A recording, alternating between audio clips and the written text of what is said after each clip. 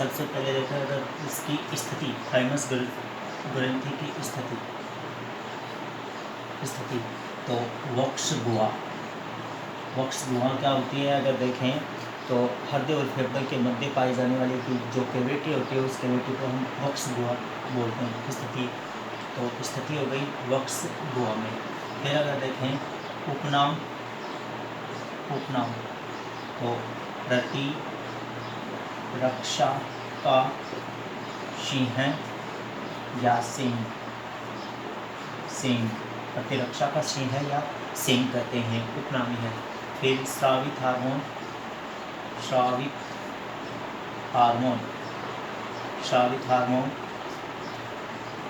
Thymosin, यानी इस ग्रंथि का मुख्य जो स्रावित हार्मोन है वो कौन सा है?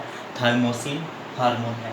फिर इसका कार्य WBC की T लिम्फोसाइट सेल्स को प्रेरित करना, और जिससे फिर WBC क्या बनाएगी, यानी प्रतिरक्षा बनाने में सहायक होगी। तो ये प्रतिरक्षा बनाने में सहायक जो होती है वो कौन सी होती है? थाइमस ग्रंथि। तो ये ध्यान में रखेंगे कि थाइमस ग्रंथि WBC कोशिकाओं में टी लिम्फोसाइट सेल उन्हें प्रेरित करके प्रतिरक्षा बनाने के लिए क्या करती है? उन्हें प्रेरित करती है, मोटिवेट करती है। जब जैसे ही प्रेरित हो जाती हैं टी लिम्फोसाइट कोशिकाएं तो शरीर में इम्यून सिस्टम डेवलपमेंट होता है, प्रतिरक्षा बनने लगती है। तो थाइमस ग्रंथि के बारे में वापस सुने एक बार एक से। थाइमस ग्रंथि यानी स्थिति वक्ष गुहा में, उपनाम प्रतिरक्षा का सिंह या सींग, स्रावित हार्मोन थाइमोसिन, कार्य WBC की टी लिम्फोसाइट सेल्स को प्रेरित करना, जिससे प्रतिरक्षा वो बनाने में सहायक। तो क्वेश्चन ये भी तो आ सकता है कि प्रतिरक्षा बनाने में सहायक कौन सी ग्रंथि होती है? तो कौन सी? थाइमस ग्रंथि होती है। या टी लिम्फोसाइट कोशिकाओं को प्रेरित करने वाली जो ग्रंथि होती है वो कौन सी होती है? थाइमस ग्रंथि होती है। ये है थाइमस। अब देखो नोट में इसमें विशेष कि व्यक्ति की आयु बढ़ने के साथ साथ ये ग्रंथि भी क्या हो जाती है, यानी छोटी होती जाती है और वृद्धावस्था में क्या हो जाती है? विलुप्त हो जाती है, विलुप्त हो जाती है। इसी विलुप्त के कारण बुजुर्ग व्यक्ति क्या होते हैं? बार बार बीमार पड़ जाते हैं। क्यों पड़ जाते हैं? क्योंकि उसमें थाइमस ग्रंथि नहीं होती है, थाइमोसिन हार्मोन नहीं होता है, और WBC कोशिकाएं तो हैं लेकिन प्रेरित करने वाली उन्हें हार्मोन नहीं होता। जैसे प्रेरित नहीं करते तो वो प्रतिरक्षा नहीं बना पाती हैं। इसके कारण वो क्या हो जाते हैं? यानी बार बार बुजुर्ग बीमार पड़ जाते हैं। तो ये ध्यान में रखेंगे। ये ग्रंथि कौन सी हमारी? थाइमस ग्रंथि है। तो ये थाइमस से संबंधित। फिर नेक्स्ट अगर देखें तो कौन सी? एड्रिनल।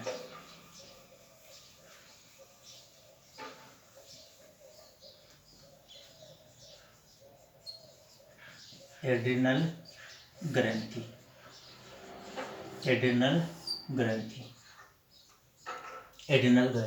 स्थिति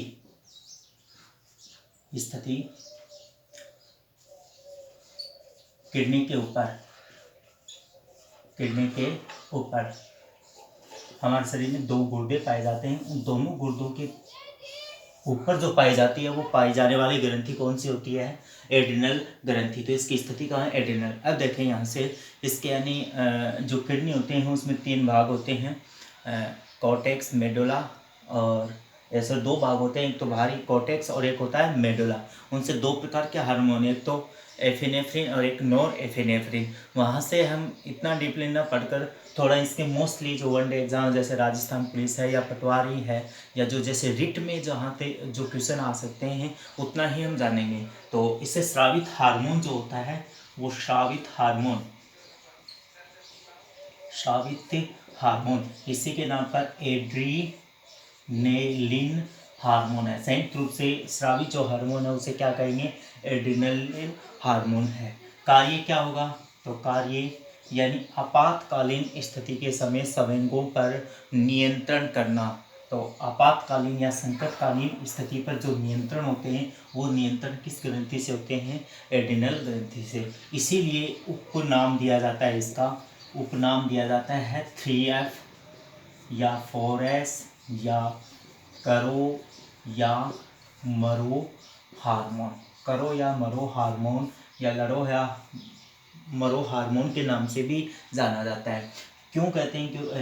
क्योंकि 3F या 4S क्यों कहते हैं? तो 3F इसलिए कहते हैं, एड्रिनल हार्मोन आपातकालीन स्थिति के समय सबसे फेयर यानी भय, फिर फाइट यानी लड़ाई, और फिर फ्लाइट यानी पलायन। किसी भी संकटकालीन स्थिति के समय ये 3 संवेग उत्पन्न होते हैं। तीनों संवेगों को नियंत्रित करने वाला ये हार्मोन होता है कि कौन सा कब संवेग कार्य करेगा, तब इस ग्रंथि को 3F कहते हैं। 4S यानी साल्ट, शुगर,